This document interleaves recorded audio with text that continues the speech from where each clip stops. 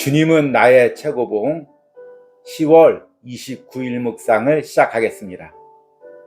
오늘의 제목은 대속의 의미입니다. 오늘의 말씀을 읽겠습니다. 고린도후서 5장 21절입니다. 하나님이 죄를 알지도 못하신 이를 우리를 대신하여 죄로 삼으신 것은 우리로 하여금 그 안에서 하나님의 의가 되게 하려 하심이라. 아멘. 우리는 어제 주님은 나의 최고봉 묵상을 통해서 믿음이라는 것에 대해서 묵상을 했습니다. 믿음이란 나의 노력이나 행위가 아닌 하나님께서 계획하시고 예수님께서 십자가에서 이루시고 또 성령님께서 우리에게 베풀어 주시는 그 능력을 내가 믿음이라는 통로를 통해서 받는 것입니다. 이것을 쉽게 이야기하면 마치 풍성한 저수지의 물을 수도관을 통해서 내가 공급받는 것과 같은 이치입니다. 수도관 자체에서 물이 나오는 것이 아닙니다. 수도관은 거대한 저수지와 나를 연결해주는 통로일 뿐인 것입니다. 믿음이 바로 그와 같은 역할을 해주는 것입니다. 그렇다면 과연 무엇과 무엇을 연결하는 것이 믿음일까요? 오늘 읽은 고린도후서 5장 12절에서는 하나님이 우리에게 베풀어 주신 두 가지 은혜를 이야기하고 있습니다. 먼저 첫 번째 은혜는 죄가 없으신 예수 그리스도를 이 땅에 보내주셔서 십자가에서 피 흘리시게 하신 것입니다. 오늘 말씀 앞부분에 이렇게 이야기합니다.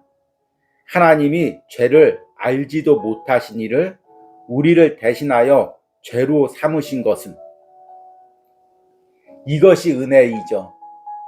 죄가 없으신, 죄를 알지도 못하신 하나님의 아들 독생자 예수 그리스도를 이 땅에 보내주셔서 우리를 위해서 십자가에서 피 흘리시게 하신 것, 이것이 가장 첫 번째 되는 은혜이고 가장 중요한 은혜입니다.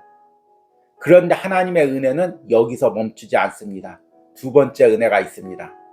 오늘 말씀 후반절에 보니까 우리로 하여금 그 안에서 하나님의 의가 되게 하려 하심이라. 아멘. 예수님이 십자가에서 피 흘리신 것은 단순히 2000년 전 갈보리산에서 피 흘리시고 끝난 것이 아니라 지금 현재 우리 삶에서 하나님이 우리의 의가 되게 하시기 위해서입니다. 우리의 구속이 되주시고 우리의 능력이 되주시기 위해서입니다. 바로 이 첫 번째 은혜와 두 번째 은혜를 연결하는 것이 바로 믿음입니다.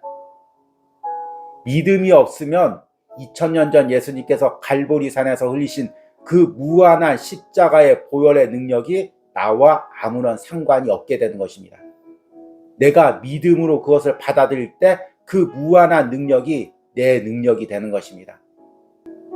오늘 묵상을 통해서 예수님의 십자가의 대속의 능력이 어떻게 내 삶에서 영향을 미칠 수 있는지를 깊이 묵상해 보시기 바랍니다. 오늘의 묵상입니다. 예수 그리스도의 죽음에 대한 현대 관점은 주께서 우리를 불쌍히 여기셔서 우리 죄를 위해 죽으셨다는 것입니다. 그러나 성경은 그분이 동정심이 아니라 바로 우리와 일치가 되심으로 우리의 죄를 담당하셨다고 봅니다. 곧 주님은 죄가 되신 것입니다. 우리의 죄악은 예수님의 죽음 때문에 사라집니다. 주님의 죽음은 하나님 아버지께 대한 주님의 순종의 결과이지 우리를 향한 동정심의 결과가 아닙니다. 이제 하나님께서 우리를 받으실 수 있는 이유는 우리의 순종이나 헌신 때문이 아니라 오직 예수님의 죽음 때문입니다. 우리는 예수 그리스도께서 하나님의 아버지 사랑을 나타내기 위해 오셨다고 말합니다. 그러나 성경은 주께서 세상의 죄를 지기 위해 오셨다고 말합니다. 하나님의 아버지 되심에 계시는 예수님을 구세주로 믿은 자들에게만 해당합니다. 예수 그리스도께서는 자신에 대해 절대로 아버지를 보여주는 분으로 말씀하지 않으시고 오히려 걸림돌이라고 말씀하셨습니다. 그러나 제자들에게는 나를 본 자는 아버지를 보았다 하고 말씀하셨습니다.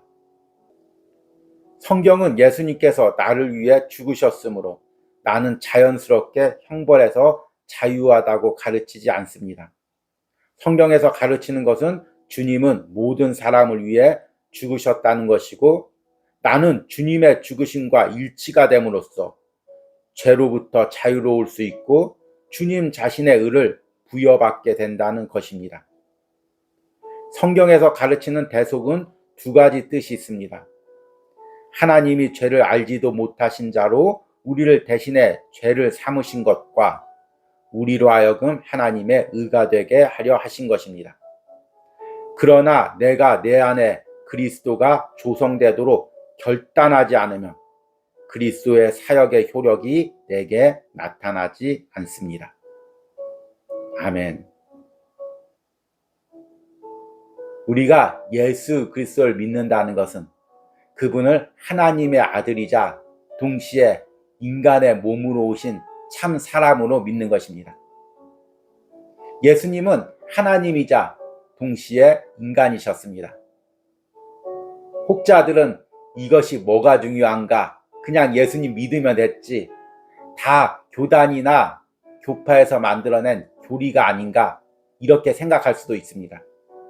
그러나 예수님을 하나님의 아들과 사람으로 믿는 이 믿음은 우리 구원의 핵심입니다. 만약 예수님께서 하나님의 아들이 아니고 그저 착한 인간이셨고 그래서 우리를 향해서 동정심과 또 불쌍함에 의해서 십자가에서 죽으셨다면 그 피는 지금 우리에게까지 영향력을 미쳐서 우리 죄를 씻기고 구원할 수가 없는 것입니다.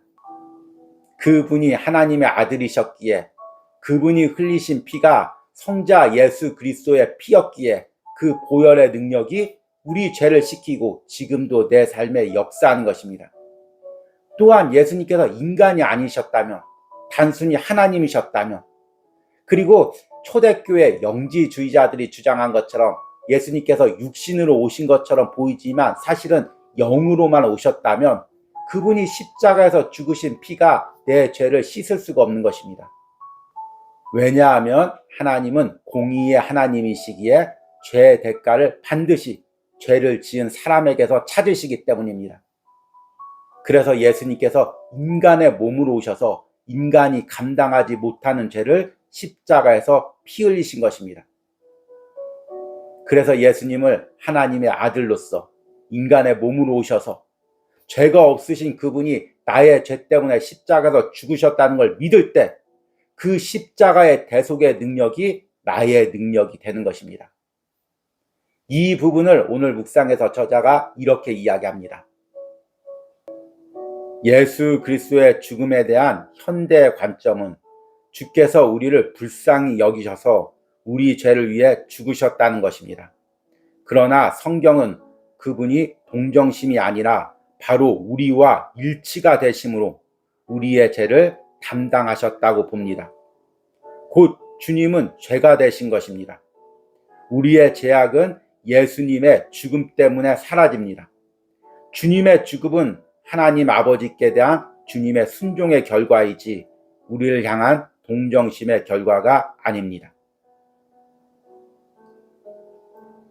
이렇게 하나님의 아들이 인간의 몸으로 오셔서 2000년 전 갈보리 산에서 우리를 위하여 대속의 피를 흘리신 그 보혈의 능력이 지금 내 삶의 역사에서 내 안에서 하나님의 의가 되고 내가 구원을 받고 거룩한 삶을 살게 하는 능력은 바로 믿음인 것입니다.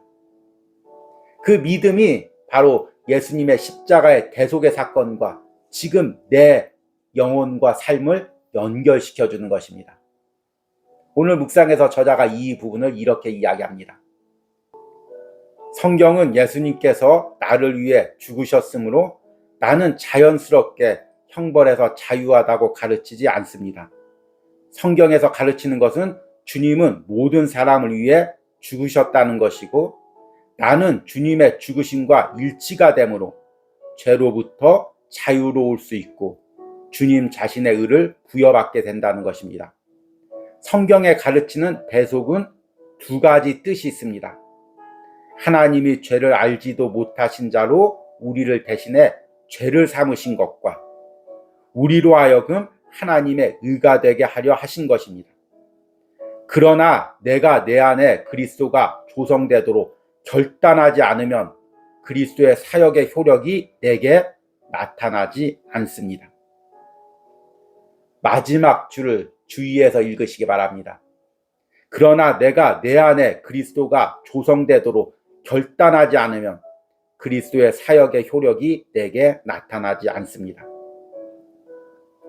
주님께서 십자가에서 그 대속의 보혈을 흘리셨는데 그 보혈의 능력을 내가 믿음으로 결단해서 받아들이지 않으면 그것이 내 삶에서 능력으로 나타나지 않는다는 것입니다.